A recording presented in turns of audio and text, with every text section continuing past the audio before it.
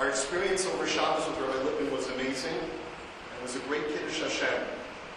But I want you to know one thing. I think you're going to come out in just a few minutes after hearing Rabbi Lipman, and you'll realize that both the man and his agenda has no connection whatsoever to anything that you may have read in the religious media.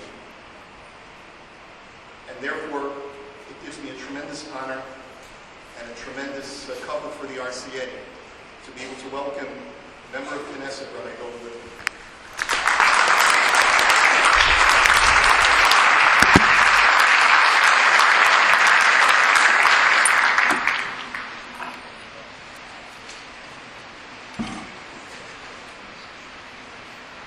Thank you very much, Rabbi Korupkin.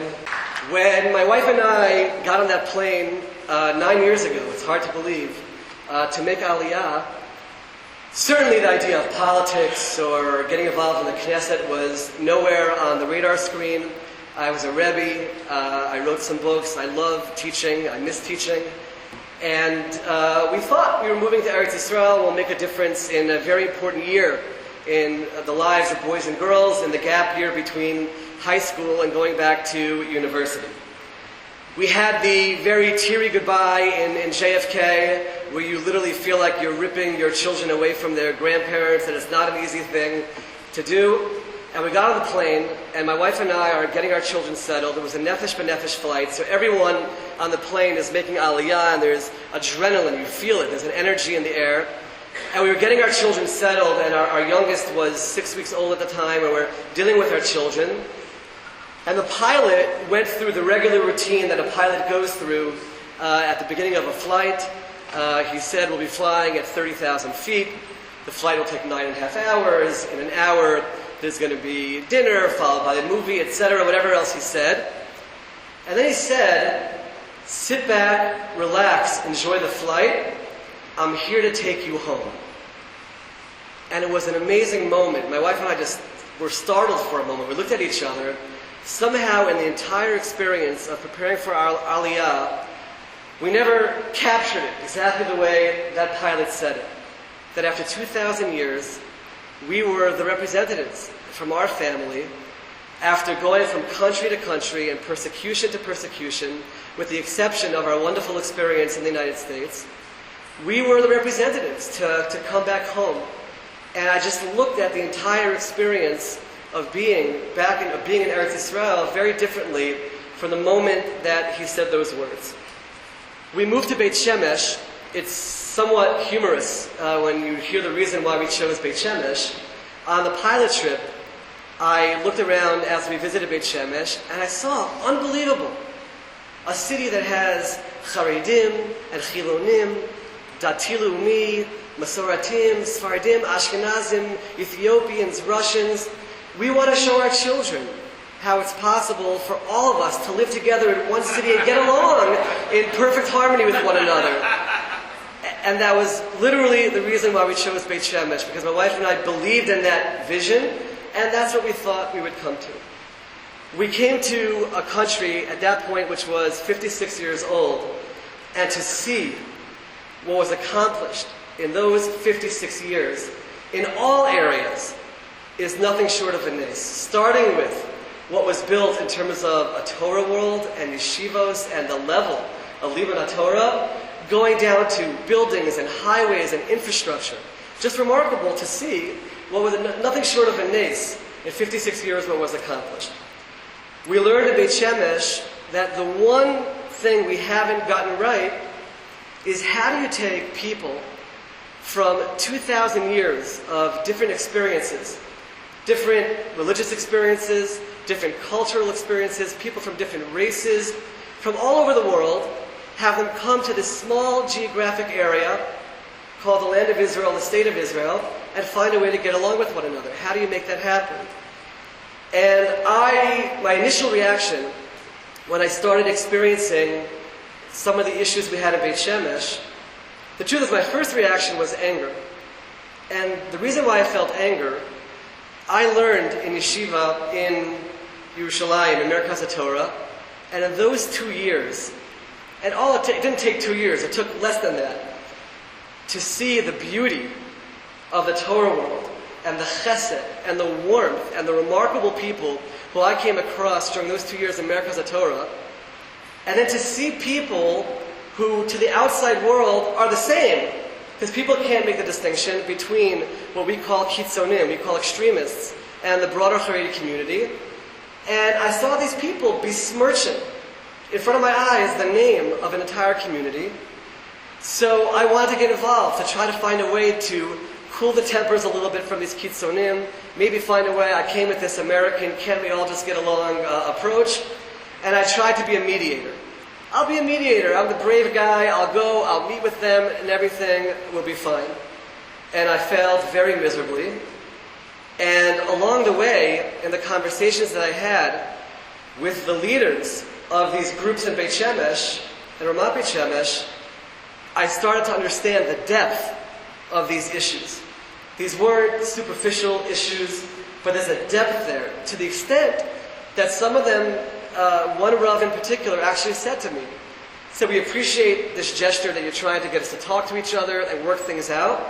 He said, we have learned, this is a milchama, this is a war. We've learned that the way that we win this war is by being violent. It worked in Yerushalayim, and it's going to work in Beit Shemesh.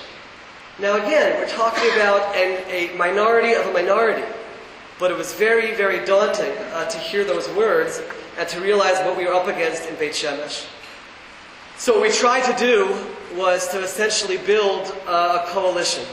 Try to bring together as many people as possible in Beit Shemesh who disagreed with this approach, who were against what was happening, who were against any level of violence, certainly, and any level of coercion, and to try to get them all together to fight against what was happening. It wasn't easy. There were Rabbanim who were certainly against what was happening, but they said, Dov, I have to be honest with you.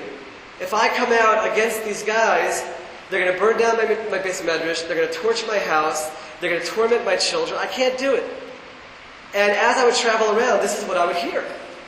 And then I would go to the police chief. And I say to the police chief, can you just arrest them? This is a police issue. Arrest them. They're doing things that are wrong. Arrest them. And the police chief would say to me, no, it's complicated. You don't understand. And then I would find out that this police chief has political aspirations, and he doesn't want to be the one known as the one who cracked down on this community and then caused further riots, and all of Beit Shemesh will be on fire. It's all because of him. And then one day down the road, when he wants to make coalitions as a politician, he's going to have trouble because he'll be known as the one who cracked down on the Haredim. I said, no, these are not Haredim. It's not to say, he says, no, it's all the same, it's going to be complicated, I can't do anything about it. And we go to ministers, and got even as far high up as the Prime Minister.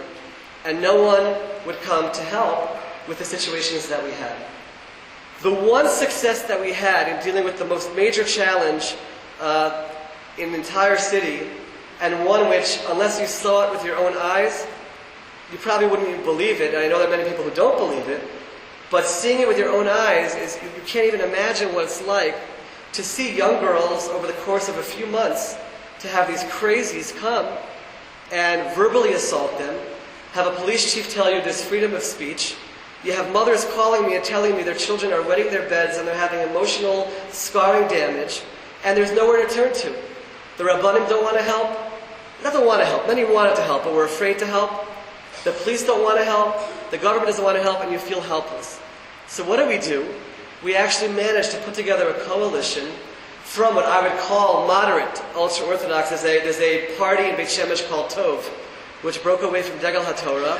Wonderful, wonderful young men, Israeli Haredim, from them all the way through the Chiloni community, and we rallied against these extremists who were coming to the streets, and they never came back again. They never came back again, and these girls were able to go to school freely without this fear on a daily basis after a few months of it happening. I learned from that experience the power that comes when we work together. We have a country where every sector, essentially politically, worries about itself. There's Haredi parties, there's religious Zionist parties, very secular parties. And I understand why, when the country was founded, why every single group wanted to essentially establish themselves as a player in this emerging state. But we're 65 years into this miracle, and I really believe, and I experienced at Beit Shemesh, that it's time for us to work together. Throughout the process of dealing with our issues in Beit Shemesh, I also saw certain things which were problematic. I'll say it that way. For example, in the municipal elections in 2008, two very great Rabbanim came to Beit Shemesh to talk about voting for one candidate. And one Rav came to Ramat Beit Shemesh, and I went to hear. I wanted to hear what he had to say. And he said to vote for the person who's the current mayor in Beit Shemesh, Moshe Abutbol from the Shas party. And he said, vote for Moshe Abutbol because he's the only candidate who's a Yarei Shamayim. Now I understand a Rav coming and saying, vote for a candidate because you want to vote for that candidate. But he said something which was inaccurate. And again, I have to believe it's based on misinformation and people around him who gave him that misinformation. But there's another candidate who was running for mayor named Shalom Lerner. He's Dati Leumi and he wears a kippah sruga, but he davens 3 times a day, goes to 2 shiurim a day, and he's very much a Yarei Shamayim. And to hear a Rav of great stature come and say, vote for someone because he's the only Yarei Shamayim when it's not true, it was very eye-opening for me. Certainly coming from the yeshiva world. 2 nights later, another great Rav came to Beit Shemesh and said, if you vote for Moshe Abutbol in the next week's elections, and he was talking to 3,000 Chilonim in Old Beit Shemesh, I was working for the religious Zionist candidate for Shalom Lerner. I felt that he would be the best to really unify Beit Shemesh. And I wanted to hear what was happening at this rally for Moshe Abutbol. And he said, if you vote for Moshe Abutbol next week, I promise you, Olam Haba. So I realized 2 things. First of all, I realized that we lost, because I can't promise that to anybody. But I also saw what I felt was a very improper mix of religion and politics. There was something very wrong with that. And the next week, by the way, a few thousand Chilonim went and voted for Moshe Abutbol. Now I want to be very clear. This is not an issue of not wanting a Haredi mayor in Beit Shemesh. There could be a Haredi mayor in Beit Shemesh who could be the best mayor for Beit Shemesh, because he'll serve every population, the Haredim through the Chilonim, and that's totally fine. In this particular case, we knew, based on information, this wouldn't be the case with this mayor. It hasn't been the case with this mayor, and a city literally is burning because of certain policies of this mayor. And it was just very problematic to see that involvement of the Rabbanim and information which was just wrong in terms of what the other candidate was all about. At a certain point, my wife and I, we made the decision that we're going to get involved in politics and maybe try to bring a different type of voice to politics and try to be a unifying voice from the Torah community in politics, because we felt it was so critical for that voice to be heard. There's no doubt that along the way in all of this, I started learning more and more about the inner workings of the Haredi community in Israel, and started seeing people in the Haredi community whose needs were absolutely not being met in the political establishment or in the rabbinical establishment. People who wanted to have an experience where their sons could have general studies, could go to the workforce without feeling in any way like they were somehow outcasts or second-class citizens or inferior. Along the way, it came up here and there in conversations. Nothing in an organized way, but it came up here and there. And I'll tell you the truth, my wife and I experienced it with our own son. My own son, who is now flourishing, there's no other word to use but flourishing, in a Dati Leumi yeshiva, where he's learning Masechta after Masechta after Masechta in ways that I'm in shock how much he's learning, but also having general studies, and also he's allowed to go play baseball, which, Baruch Hashem, we found a way to balance that with being a Ben Torah. And he couldn't do that in the original schools where he was attending when we first moved to Beit Shemesh. And in order to give my son the opportunity to have that, I would call well-rounded experience while being fervently committed to Torah learning as the primary value, it couldn't happen within the Haredi yeshiva system. So we began to explore the idea of politics for a short period of time. I connected with someone who I still view as very much a person I admire and look up to, Rabbi Chaim Amsalem, and he had a movement called Am Shalem. I was very much looking to be part of a party which wasn't one specific sector. I really wanted to be part of a party or a movement which was all of Am Yisrael. Didn't really see it in Am Shalem, and sort of took a backseat and said, you know what, so there is no place. I can look at all of you and tell you that the one name which was farthest from my mind as an option, or even to think about, when I started exploring going into the political world at all, the name which wasn't even on the radar screen was Yair Lapid. What had I heard about Yair Lapid? And I emphasized the word heard. I didn't know him. What had I heard? This man is anti-Haredi, he's anti-Torah, he's anti-religion, he hates God, he's an anti-Semite. These are the things that you hear in the rumor mill, and it wasn't even an option. A good friend sent me a link to the speech which Rabbi Karupkin mentioned, where Yair spoke at Kiryat Ono, and he was speaking to Charedim, where he said those two words, where he said, Atem nitzachtem. He's looking at Haredi young men, and he said, you won. And he explained. He said, let's go back in history. When the state of Israel was founded, there was a battle over what kind of country we were going to have. The secular founders of Israel, the people who essentially initiated the concept of the state of Israel on a certain level, they wanted to establish a secular state. A new Judaism devoid of any Torah and mitzvot. That's what they wanted. And the religious Zionist community and the Haredi community fought against that, possibly in different ways. But they said, no, we're going to be in Eretz Yisrael. It's all based on Torah, and it's all based on mitzvahs. And this is what it's all about. And there was a battle. Yair looked at this group and he said, Atem nitzachtem, you won. You have shown that our only right to be here is based on God, is based on Tanakh, is based on our rich history.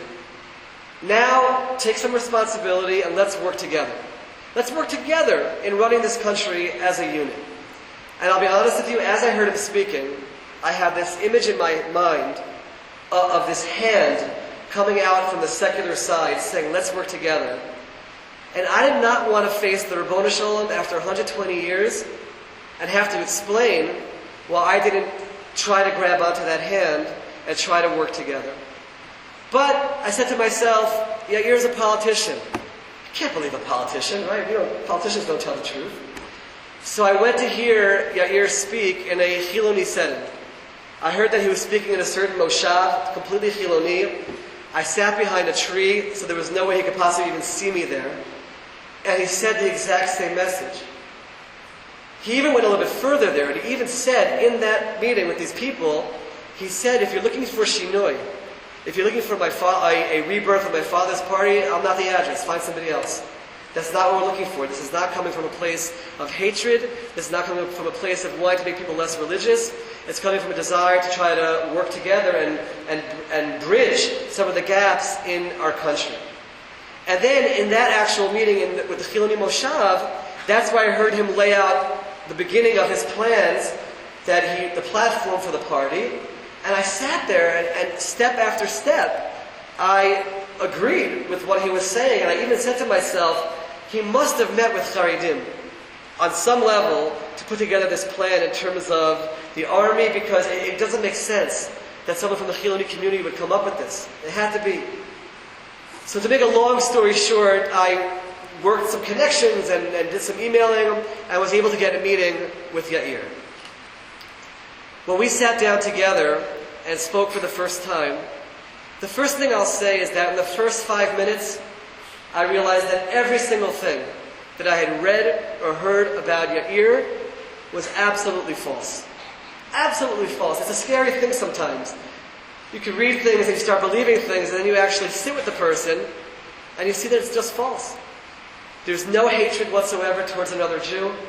He believes in God. He learns Tanakh. He has respect for the Torah community. He doesn't want anybody in Israel to be less religious. And we talked about very real things. About 15 minutes into the conversation, I actually had a very sad thought. And if we walk away from anything from tonight's presentation, let this be the musar to all of us.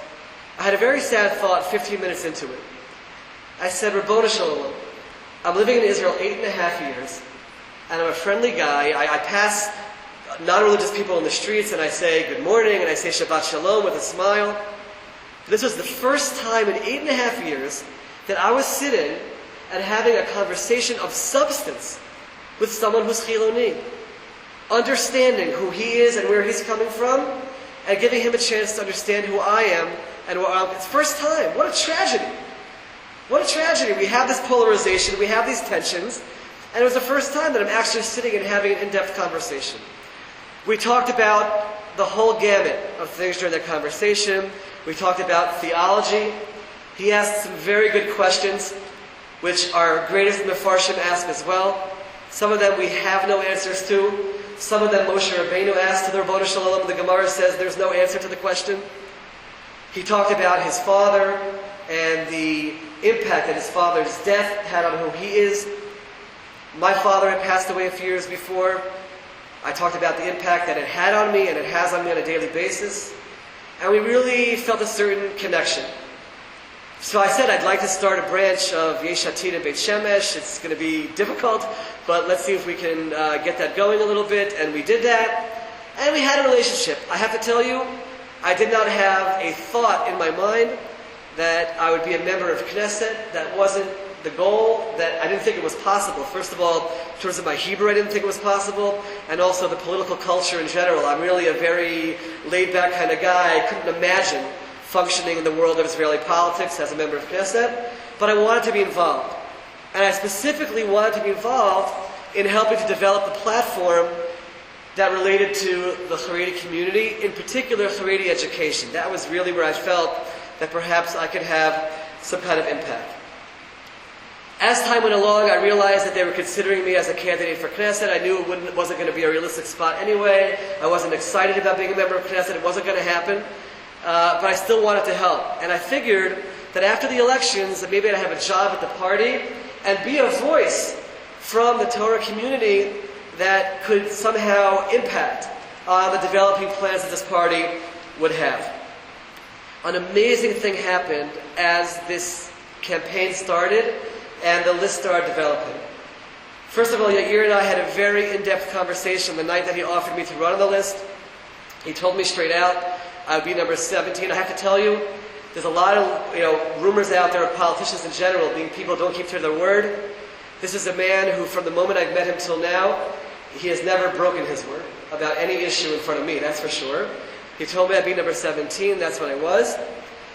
And we talked about some very difficult issues, because he said he wants to try to deal with religion and state issues, and I certainly told him where my red lines were and areas where I would not be able to vote along with the party. We talked about possible areas of compromise, and he said, listen, we agree about 80% of the issues. 20% of the issues, there's going to be disagreement throughout the party, and we'll have to sit around a table and actually work this out and find those compromises. I actually thought to myself, this is a beautiful idea, to say that we agree about so much. Let's work together on those issues and try to find ways to work out the areas we don't agree. As the list developed, I have to tell you, I was filled with so much pride. Yair reached out and named Rashai Peron as the number 2 in the party, something which Yair took tremendous flack for in the secular community. Are you crazy? Naming a religious rabbi as number 2 in your party? And Yair said, that's b'davka what I want to do.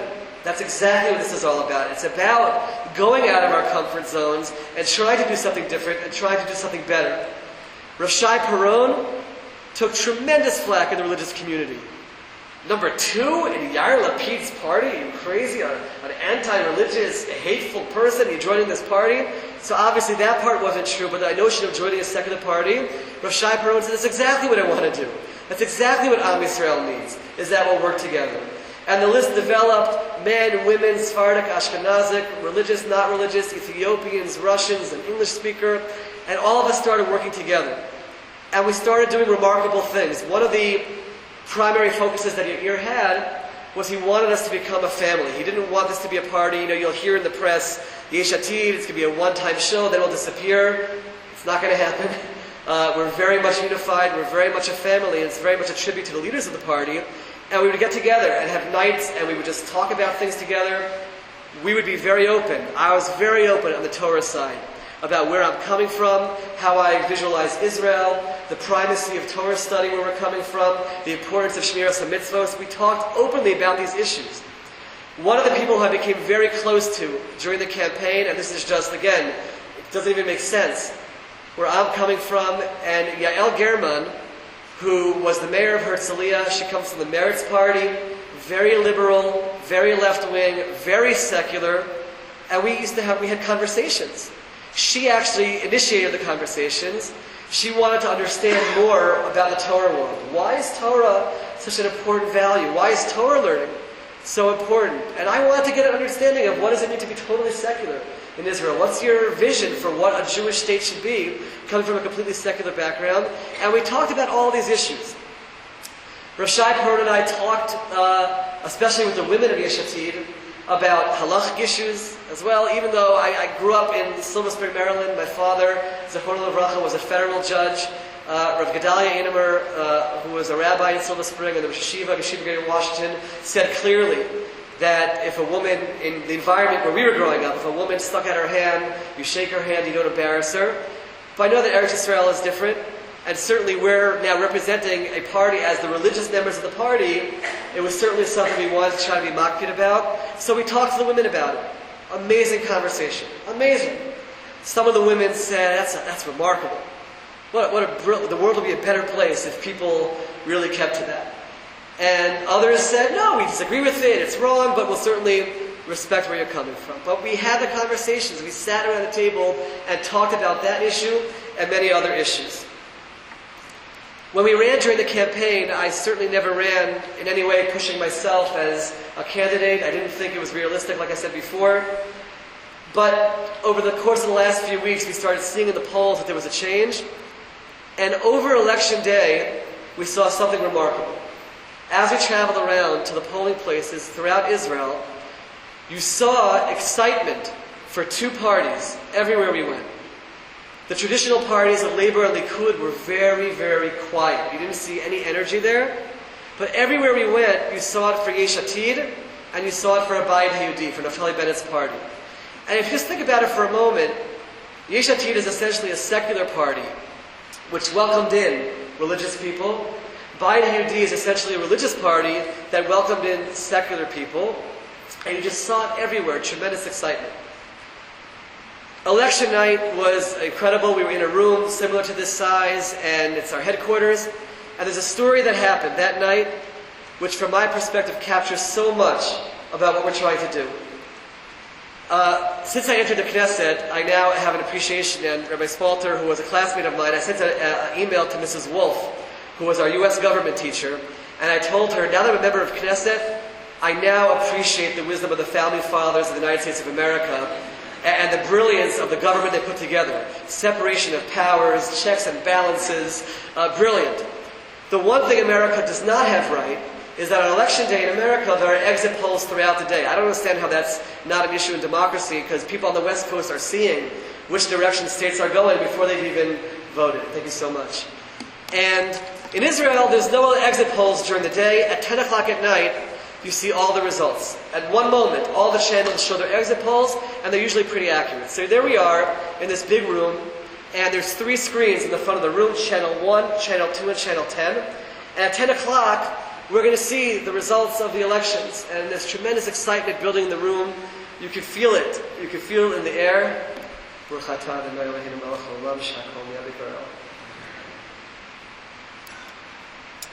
feel it in the air. And at 9:58, all the candidates are standing in the front row. And at 9:58, I turn to my right. And who's standing on my right side is Yael German. And I realized that in 2 minutes, we're going to see fantastic news on these screens. There's going to be a celebration in the room. And Yael, not meaning any malice whatsoever, just on instinct, she's going to turn to me, she's giving me a big hug. But next to each of these screens are newspaper and television cameras from every single media outlet in Israel. And the next morning, the guy who claims to be Haredi in Yesh Atid, who's preaching to the Haredi community that you can be part of Israeli society and you don't have to sacrifice religiously, there I'm going to be in this hug with Yael German. And I decided that I respect Yael too much to say anything to her. I put myself in this position. It is what it is. I have to deal with it. It's not right for me to bring this up. And at 10 o'clock, we see on all three screens 19 seats, way beyond anything we expected, this pandemonium in the room, celebration. Yael turns to me exactly as I knew she was going to do. She turns to me and she goes like this. She turns to me and she goes, ha! Just like that, and then she gave herself a hug, like this. And the reason why it was an amazing moment for me is because Yael knows that I respect her 100% for who she is. And I have absolutely zero agenda to coerce her religiously. And as a result, she's able to completely respect me, on instinct, respect me for who I am and where I'm coming from. We entered the Knesset. We had to go to Knesset school just to learn, what does it mean to be a member of Knesset. And we started laying out our agenda. The first order of business for me as a member of Knesset was something which is very much below the radar screen, and it's deliberately below the radar screen. Deliberately below the radar screen. And that was to set up a Knesset Shedula, a task force in the Knesset, to help Haredim get to the workforce. A major part of our law, which relates to the draft, is that over the next 4 years, a lot of people don't know this, over the next 4 years, as opposed to the situation now, where someone who's in yeshiva or a kollel, who's in the draft age, legally is not allowed to go to work. They find ways to do it illegally, but legally you can't get work. Over the next few years, you're allowed to go to work. You're allowed to leave. If you're in yeshiva or a kollel, just because you're avoiding the draft, you can go to work. Go out and be mefarnes your families. We've met with Roshei Yeshiva, who have estimated that it's possible that as many as 30% of the young men who are in yeshiva or kollel right now might leave tomorrow. If they're told that they have amnesty, you can just go and go to work. So it was a priority.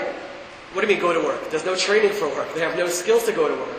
So it's a priority for us as a government to give them the ability to go to work. So I started a task force to help Haredim get to the workforce. I learned very quickly that you have to do things quietly. This initially was done slightly more loudly. And 2 days before the Shedula was supposed to meet for the first time, and we had ministers lined up to come, and we had Haredim who were going to come and talk. 2 days beforehand they got out, and it was completely torpedoed. People got phone calls. Your children would be thrown out of schools if you show up. Your daughters won't get shidduchim if you show up. You can have nothing to do with this guy Lipman. He's an Yesh Atid. Don't go. And the whole thing was torpedoed. So we started building it again, but much more quietly. And we're in Knesset 5 months. And Baruch Hashem, I can look back at 5 months and see what we've done in this shedula. First of all, 200 million shekel in the budget, geared just for training, for young men who have zero training to get to work. In one of the meetings that we had, Adina Bar Shalom, Rav Ovadia Yosef's daughter, came and talked to us. She started the Haredi College in Yerushalayim with her father's blessing. And she said to us, work on one thing. She said 50% of the young Haredim who come to my college drop out because they don't have math and English, and we can't bring the program down any further to them. I can't go any further down than I have. Teach them math and English at the youngest of ages. That's what you need to do, and then they can join these colleges and they'll be okay. We also, aside from, which I'll get to in a moment in terms of the schools that I'm involved with, training programs, trying to get extra funding for training programs, but one more thing. There are a few young Haredi men, one of them learned in Kol Torah, one of them learned in Mir, who realized that Haredi young men get training, they have skills, and a few things happen. First of all, they have no idea how to find a job. They don't know how to write a resume. They don't know where to find a job. And many of them who do know how to find a job go into an office and they immediately feel it in the air of this discrimination against them. There are Chiloni companies who don't want to hire them because they're Haredi. And they sat in my office and they said, we've been asking for help on this issue from the Haredi political parties for a few years, and no one wants to help us. Maybe you can be the address to help us. And I said, of course I'll be the address to help you. And we've been working very quietly with companies to make sure that companies are going to hire Haredim. We've been quietly working with Rabbanim and Rosh Yeshiva of existing Yeshiva Ktanas who turned to us and said, we want to be part of the emerging Mamlachti Haredi schools. Right now in Israel, there's Mamlachti Chiloni and Mamlachti Dati. Public schools for the secular community and public schools for the Zionist community. And Rosh Peron, the education minister, announced that we're going to start Mamlachti Haredi, fully funded Haredi public schools. And everyone laughs in the Haredi community, or the loud voices laugh. It's never going to happen. No one's going to do it. Well, I'm standing here before you today, the first time really in a public forum like this, and telling you, it is happening. And Be'ezer Hashem and Rosh Chodesh Elul,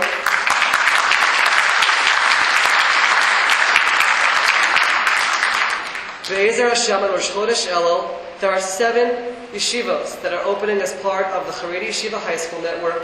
They're not being governed from some outside secular force which is going to make them unreligious like Tsarist Russia. We've all read that somewhere. But rather, Rav Shai Peron has a Haredi advisor who actually has very close connections to Degel HaTorah, and we're working together with them to plan these schools. Rav Shai asked me to get hold of all the textbooks that are used in Chai Berlin and in Philly and other places and bring them over, and we'll make sure that all the English stories are not in any way foreign to Haredi culture, and we're going to translate the books, and everything's going to be Kedas or Chedin for the Haredi community. On the elementary level, about 3 weeks ago, I finalized the deal. There are schools that turn to us. They want funding to help to get some music into the schools, some sports into the schools, to give the boys, because the boys are going crazy. They're going crazy. Think about it for a moment. Look at our children. How many can learn day and night? That's all you do. And it impacts the Torah study. And we were able to get, through Karen Karev, we're going to be meeting and getting to those schools some music programs and some sports programs just to help them out. That's elementary school. That's high school. What about post-high school? This past Wednesday, I was able to approach the Minister of Defense with a piece of paper in the Knesset, and I said, I need you to sign this right now. What is this? This was the piece of paper authorizing the first in the history of the State of Israel, the first Haredi Hesder Yeshiva, which is going to be starting this Rosh Chodesh Elul. And the Rosh Yeshiva turned to me and he said, Dov, I need the signature because we can't start the registering. No parents will sign up if they don't know that it's officially authorized by the ministry and this will be counted as their service. What's this yeshiva going to be? Listen to this. Brilliant. Haredim came up with this, not me, but they turned to us for help. The first 2 years, they're learning morning Seder and afternoon Seder, fully. And then at nighttime, professors from Machon Lev are going to come. I had to work to get special permission from the education ministry for professors to go off campus to teach. And they'll be teaching at night, teaching them technology courses. And then the 3rd year and the 4th year, the Army told us that they're lacking 3,000 technology roles in the Army. And that Haredi boys would be the best for that. Their minds are great for that. It would be perfect for them. They don't have to be out in the field. They don't have to be out in the bases. There's no issues in terms of Tumah and the like which they'd be experiencing. The 3rd year and the 4th year, every day, they're still in yeshiva the whole time. The 3rd year and the 4th year, they'll daven in yeshiva in the morning, have a quick shir, go to military headquarters with a rav there the whole time to make sure that everything is being done properly, work from 9 to 5 in technology in uniform as soldiers in Tzahal, and then at 5 o'clock go back to yeshiva, have dinner, and learn night Seder. That's starting this Rosh Chodesh Elul.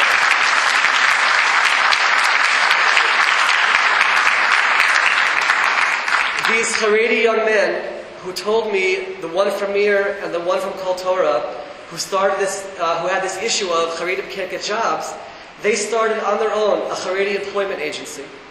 They left everything, they have no parnasa whatsoever, and they started this. The Facebook page, which is part of it, called Avodot L'Charedim. Charedim don't feel comfortable turning to a Chiloni employment agency. They don't know what their needs are, but they trust these young men to do it. And they came and they met with me and they said, Dov, we're doing this, but we're getting thousands of people turning to us. We have companies now, we have the guys who want jobs, we have no funding. It was difficult to get funding from the government for this in particular. We're working on it. But in the meantime, I need to get them funding. So I turned to some wonderful people in North America. And actually, on Erev Shabbos, we just finalized the deal. And they're going to be fully supported by philanthropists in North America. And Avodot L'Charidim is off and running. I sent them an email before Shabbos. And he said, I'm crying. So I'm crying that you rose to the occasion. No one else would help us. And he wrote this beautiful letter about it. And he said, thank you. Now we will be able to go ahead and help this Charidim find work. So Baruch Hashem, on all levels, from wall to wall, the Shtulah, the task force to help Charidim get to the workforce, is up and running. That's certainly a major part of what I'm trying to do in the Knesset. Number two, you write laws, and I don't want to focus on this so much here, but the bottom line of the laws that I tried to write were laws that bring unity around core Jewish values. We argue about enough things, so let's try to find some things that we agree about. And the first law, which I wrote, we had signatures from Charidim through Chilonim. A lot of people think that the Charidim in the Knesset, there's no dialogue with me, they must hate me. The hatred is all outside. Ein machlokas ben Shammai v'Hillel, it's Beit Shammai and Beit Hillel to have the problems with each other. In the Knesset, we talk to each other, we daven together. The other night, we davened together at Mariv, and the way it worked out, there were only 8 people in the room, and they wanted to have a minyan in the room. So Aryeh Deri called out to me and Naftali Bedi. He said, Dov, Naftali, get in here. We need 10 in the room. And things which people would think, oh, that would never happen. Of course, they wouldn't talk to each other. We talked to each other. We worked together. And we're passing a law about Tsar Balei Chayim from wall to wall in the Knesset. Other laws as well, other ideas, just trying to bring Achdus together, because it's so important that we have that. And then we also have committees. The focus of my committee work is in immigration, absorption, and diaspora affairs. This is important. There's a room full of Rabbanim here from North America primarily. I am going to try very hard to do my small part in trying to reignite more Aliyah from North America, particularly amongst young people. I think that for families, I understand the challenge in giving up careers and family and everything else, but young people, there's tremendous success when they come at a young age, go to yeshiva there, go to school there, go to the army there, meet their spouse there, and make Aliyah. But even more than that, putting that aside, we have to do more.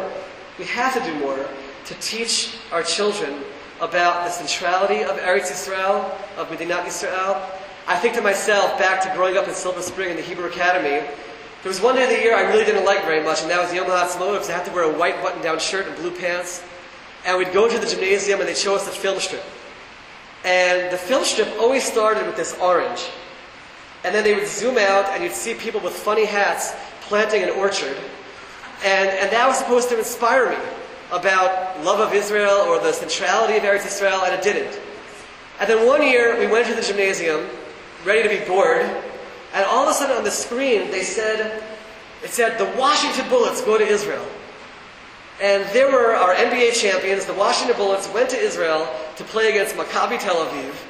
And we're watching this, and I see Elvin Hayes at the Kotel, and Mitch Kupchak riding a camel, and Bobby Dandridge on Masada. And we were like, we love Israel! This is... And the next year, we were all excited for Yom HaAtzmaut, and there was that orange again. And I really believe that we have to find ways to show Eretz Yisrael. Right? It's a mitzvah. It's either a mitzvah kiyumis or chiyuvis, but it's a mitzvah. There's no other mitzvahs that we don't talk about. Why don't we talk about this mitzvah? And why don't we talk about the sources which talk about the reflourishing of the land? Rashi says there's no greater sign of the imminence of the Geula than the reflourishing of the land. And tell our children, whether you live there or not, we're living through a time which is not Tazat the Geula. It might take a long time till we get there, but it's starting. Look at this. You're blessed to live in that time. And we don't do that. I never heard it. And at a high school level, let's develop a curriculum where we teach them about Eretz Yisrael and about Medinat Yisrael. How about this for an idea? How could it be that I went through 12 years of Jewish day school and didn't come out completely fluent in Hebrew? I don't understand it. My Rosh Yeshiva of Weinberg, Zatzal, talked about this. Nothing to do with Aliyah. Nothing to do with living in Israel. He just said, open the world of learning up to your students by teaching Hebrew. And I'll add the dimension of it would make Aliyah a lot easier if we were fluent in Hebrew as well. So these are things that the Diaspora Affairs Committee we're starting to work on. We're also helping young English-speaking Olim with a lot of issues that the country has not been helping with. doctors, nurses, physical therapists, psychologists who can't transfer their licenses, people who have trouble transferring their degrees to Israel, and these are things that the committee is trying to tackle and deal with, and I view it as a real split to be able to stand there in the Knesset every day and try to work on these issues. When I stood up in the Knesset on an amazing day, nothing short of a nace, on inauguration day, and I said, Mitchayev ani, I thought about three communities. First I thought about Beit Shemesh, all of Beit Shemesh, not Chiloni Beit Shemesh, not Datilumi Beit Shemesh, not Haredi Beit Shemesh. All the populations of Beit Shemesh. I didn't realize beforehand, but I'm the first member of Knesset in the history of the city, and the city certainly needs a lot of government help on all levels. Even in the Haredi community, they're lacking hundreds of classrooms. And the secular community, they're lacking housing. So from wall to wall, there's so much that I can do in that role. I thought about the English speakers who have not had representation in the Knesset, and I thought about moderate Haredim who haven't had that representation as well. There's no doubt that a big part of what we're trying to do in the Knesset does relate to religion and state issues. These are very complicated. Obviously, I'm in a room full of Rabbanim right now who certainly understand the implications of a lot of these decisions. But we're trying to work on finding some kind of compromise, some kind of solution that can work, preserving, it's very complicated, a Jewish state and a democratic state. And how do you balance the two together? But one thing I heard throughout the campaign, and everyone here has to hear this, everywhere we traveled, I heard young Chiloni Israelis, and they said, we hate Judaism. Let me say that again. A whole population, we hate Judaism, but then they added, and we hate Judaism. They don't want to hate Judaism. They want to be proud, upstanding Jews, whatever that might mean to them. But we on the religious side have done a very poor job of this, and we very much push them away. And let's remember that in their eyes, what's religious and what's Haredi? It's the crazy guys in Beit Shemesh, and it's the people they see screaming from the Knesset platform about all the crime and horrors in this Chiloni community. How's this for an idea? Let's get involved in the Chiloni community. Let's open up the doors so that the Torah world can have influence on the Chiloni community, and let's show them the beauty of the Haredi community, which does have so much chesed, and have influence so that the broader community won't have crime. Let's work together with them and try to see maybe there are issues where we can find some compromise. It's not going to be easy, and in most areas we probably won't find that compromise. But let's start the dialogue. Let's talk together. Let's talk with them. Let's look at them in the eye and view them as fellow Jews. Let's start that process of letting them realize that we do love them. And Haredim do love all Jews, but they don't realize it. I've spoken at 2 bars since I became a member of Knesset, one in Tel Aviv and one in Yerushalayim. And when I finished those presentations, in both places, they said, and I'm not here in any way to toot my own horn, that's not what this is about. This is about the overall message. They said, we want to meet more people from the Torah world like you. You've inspired us. You've made us feel like we want to be more Jewish. We don't know what that means exactly, but you've inspired us, and we want to have more connection. So we started a Knesset task force about dialogue between Haredim and Chilonim. And we have young Haredim from various college programs who have signed up for this. And we're going to go and we're going to sit together. And they're going to get to know one another. Not hang out in improper places together, but sit together in a room and start to realize that there are many more Haredim, or many more B'nai Torah than just me, who represent this message. But I'm committed to making sure that Chilonim don't walk away saying, I hate Judaism. I want them to be proud of Judaism and proud of what Judaism stands for. And we have a lot of work to do to make that happen. There's no question that in the education ministry, and Rav Shai Purim is committed to this, there has to be more Torah. By the way, during the campaign, Yair Lapid himself, in every campaign stop where I was with him, he stood in front of Chiloni crowds and he said, it's not conscionable, it's not possible that a Chiloni graduates high school without knowing what Talmud Bavli is and without knowing, he had a few other examples of things they have to know about Judaism. And we have to do a better job at bringing that message to the Chiloni community. The Army plan, which I won't get into right now, I'm sure all of you know it, from my perspective, takes into account the value of Torah, takes into account that Torah study is a value for Am Yisrael. For the first time in Israeli history, 1,800 young men per year, they're not going to be exempt from service, but their Torah study is going to be viewed as their service. We're building programs over the next 4 years to make sure that when they serve in the Army, Shachar Kachol, which right now is at age 26, beautiful program in the Air Force where they're taught computer science, engineering, electronics, and they serve in the Air Force, bring it down to age 21. And then afterwards they can have a trade. The idea that it first starts at age 21 is something I was certainly a part of and fought for very hard, because I explained the importance of ages 18, 19, and 20 are critical years for any young frum boy in terms of their learning. Even those who we know will never serve in the Army, they'll serve in national service. And I have to make a public statement.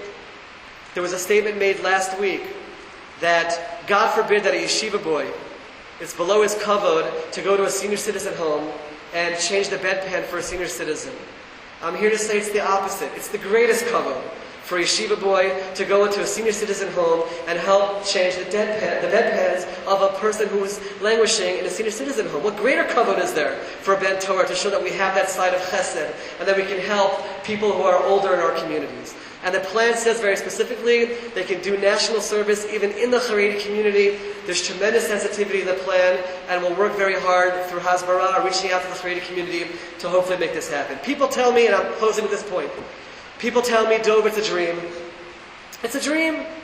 You're this naive American, coming from this American world, you don't understand Israel, can't work, it's not going to work.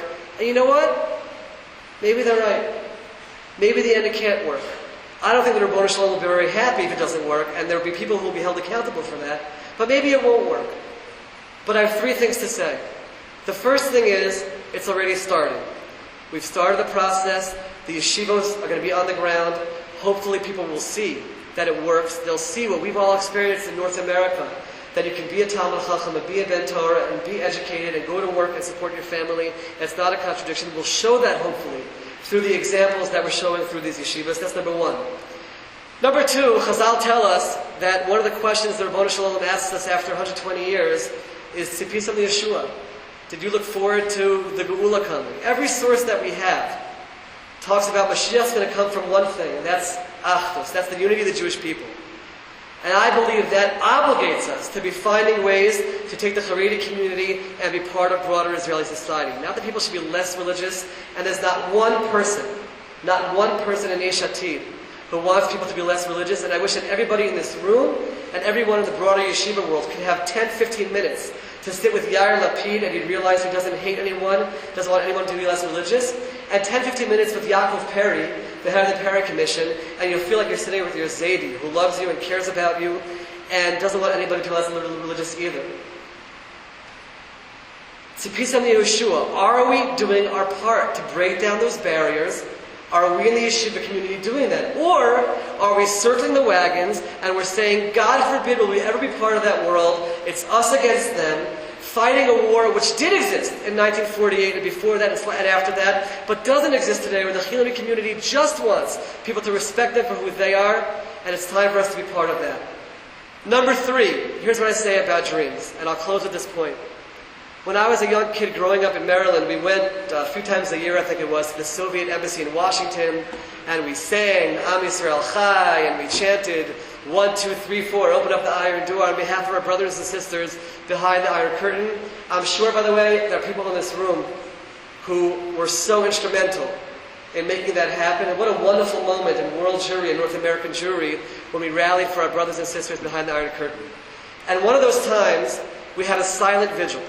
We just stood there. They gave us signs to hold. And I remember my sign, like yesterday, and I remember reading it. I had no idea who he was.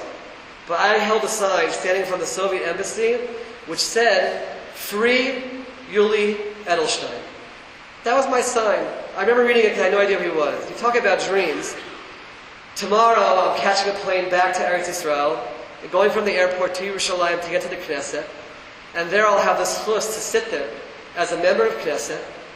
And in the front of the room, sitting in the big chair, is the speaker of the Knesset, Yuli Edelstein. David HaMelech says, Shir HaMalos B'shuv Adonai Shivat Zion Hayinu Kecholmim. We're like dreamers. It's a dream. This whole thing is a dream. And we have to remind ourselves that it's a dream. It doesn't make any sense. It's all Mina Shemayim. It's all a miracle. So we have to dream. And we have to believe that we can make things happen. And we have to believe that we can make things better. 70 years ago, My grandmother, may she live and be well, lives in Borough Park. 70 years ago, she was languishing in Auschwitz. And a month and a half ago, she came to Yerushalayim, and she visited her grandson in my Knesset office, and she sat there and she said, this doesn't make any sense. It doesn't make a Jewish state, a Jewish country, Eretz Yisrael, my grandson, a member of Parliament, it doesn't make any sense. It's all a dream. So no one's going to tell me not to dream, and no one's going to tell me not to believe, because it's all a dream. It's all a dream, and it's all a miracle, and I do believe that if we have the goodwill, and we recognize the beauty of the Haredi community, we recognize the beauty of Limud Torah and the value of Limud Torah, and we say that we're committed to breaking down barriers and bringing that to broader Israel, and we're committed to getting to a point where we have Haredi doctors, lawyers, accountants, high-tech entrepreneurs, people in the government all over Israel, generals in the army, people who are showing what Torah is all about. Then, B'ezrat Hashem, by doing that, we will bring the Geula B'Meher V'Yameinu. Thank you very much.